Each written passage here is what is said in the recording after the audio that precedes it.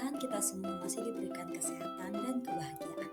Nah, pada kesempatan kali ini saya akan memaparkan koneksi antar materi, kesimpulan, dan refleksi pemikiran Ki Hajar Dewantara.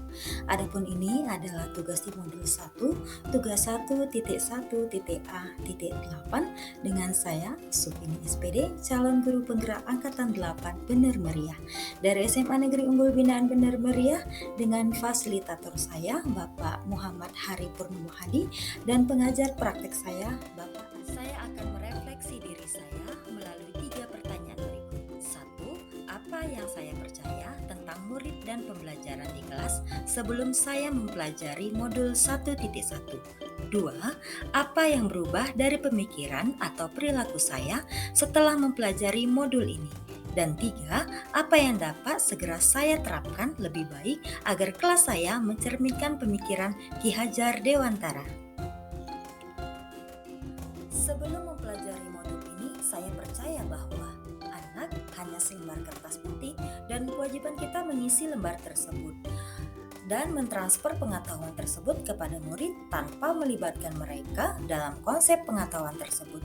Pembelajaran yang saya terapkan kali ini lebih berfokus pada aspek kognitif karena saya merasa gagal jika peserta didik saya tidak mencapai KKM.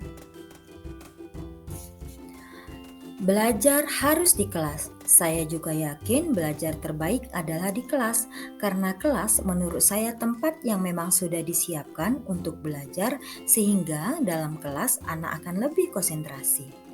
Anak adalah kertas yang putih, coretan, samar, atau buram sejak lahir.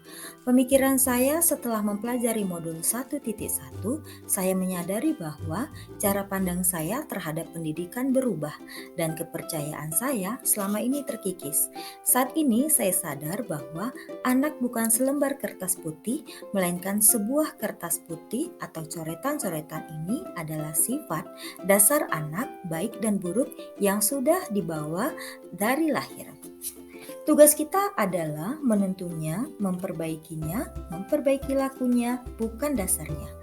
Tugas kita sebagai pendidik adalah menentunya, menebalkan coretan-coretan yang baik dan semakin menyamarkan coretan-coretan yang buruk.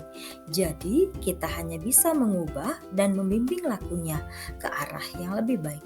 Namun, kita tidak akan bisa mengubah apapun, menghapus dasar apa yang ia bawa sejak lahir. Kita hanya menebalkan saja atau menyamarkan saja. Setelah mempelajari modul 1.1, saya menyadari bahwa peran guru sebagai tutwuri handayani, yaitu dari belakang memberikan dorongan. Kita harus memberikan kebebasan, kemerdekaan kepada peserta didik dengan segala kodratnya, sehingga mereka memiliki inisiatif, berpikir kreatif, dan inovatif, mampu menemukan sendiri konsep ilmu pengetahuan bukan hanya disuapi oleh guru. Lalu harus memberikan kemerdekaan belajar. Ketika anak diberikan kebebasan sesuai kodratnya, yang dalam hal ini kodrat anak adalah bermain, maka anak akan merasa senang dan tanpa sadar akan cinta belajar. Selanjutnya, belajar harus menyenangkan. Saat ini saya sadar bahwa aspek kognitif bukan aspek terpenting lagi, melainkan harus diselaraskan dengan aspek afektif, yakni budi pekerti. Selanjutnya, kognitif bukan yang terpenting harus diselaraskan dengan budi pekerti. Budi pekerti dalam rambu adalah rambu. Budi pekerti adalah rambu arahan kepada anak sehingga ia sadar bahwa kebebasan dibatasi oleh orang lain. Kebebasannya haruslah kebebasan yang bertanggung jawab. Budi pekerti membentuk manusia yang humanis. Budi pekerti juga yang akan membentuk manusia yang akan penuh dengan kasih sayang, kejujuran, selamat, dan bahagia. Setelah mempelajari modul ini, saya menyadari bahwa belajar tidak harus di kelas. Anak perlu berinteraksi dengan lingkungan. Apa yang mereka pelajari harus memiliki toleransi dengan kehidupannya, sehingga pembelajaran yang kita lakukan adalah pembelajaran yang berguna di masa depannya kelak. Selanjutnya untuk pertanyaan ketiga, saya akan menerapkan merdeka belajar.